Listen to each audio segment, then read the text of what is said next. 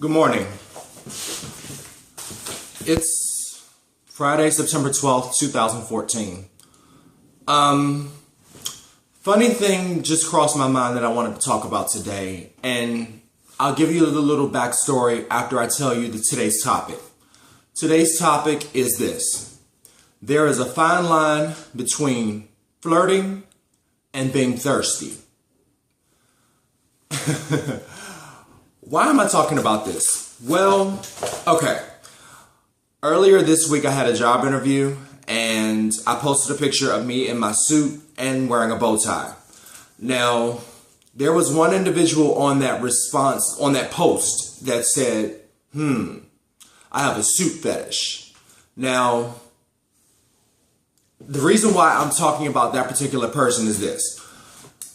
That person has been overtly forward with me, and he's demonstrated a lot of thirsty traits and characteristics that I'm going to talk about right now. And we're going to also talk about that person too in a way that is positive and where he went wrong. But I defined thirsty for y'all. Thirsty is the act of pursuing a person of sexual interest to the point that causes discomfort in said person.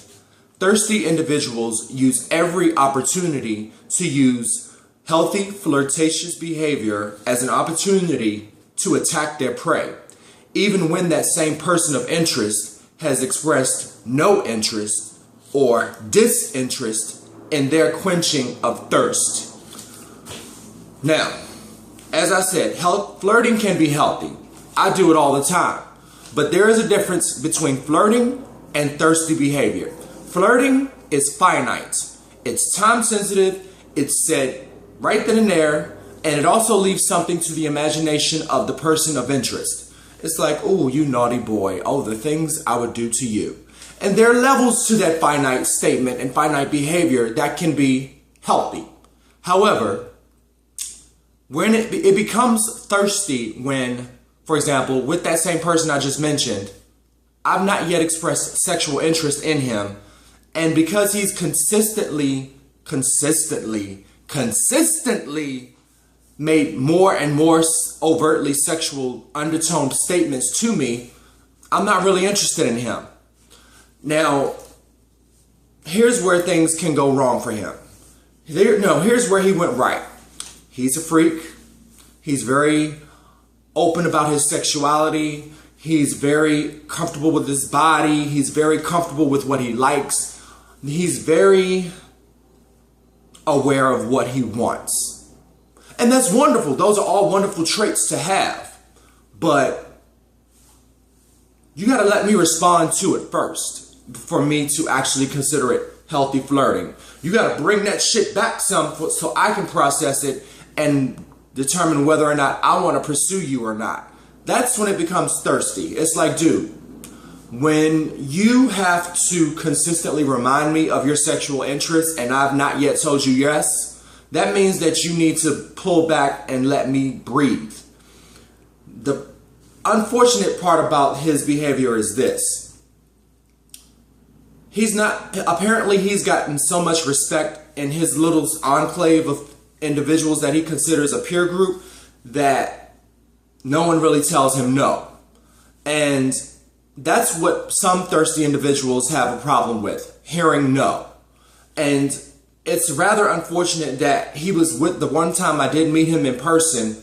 I was at my doctor's office taking care of business, and he was there with a younger individual that he's mentoring. And unfortunately, that same individual is mirroring the same behavior that thirsty individual is maintaining currently, because the only thing that that young individual was doing when I communicated with him was the same pattern of thirsty behavior that his older friend was maintaining.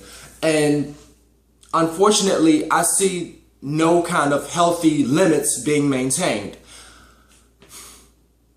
What's up with that? In 2014, we have so much access to so much sex and so much information and so much freedom that we've basically forgotten manners. I remember watching movies and documentaries and television shows, and I've even seen men in my younger years who flirted. but had some class with themselves about it. It's like, you said all of that to me, and while it's like, I'm very much a person that is aware of my own sexuality, my own sexual self, my own innuendos, fetishes, whatever. You don't have to, and that's sometimes recognized, and thank you to some of the people who've told me, I want to be taken seriously, so put some clothes on. Thank you. I don't need to necessarily always put it out there that I'm interested in somebody. Because sometimes I need to keep some things for myself.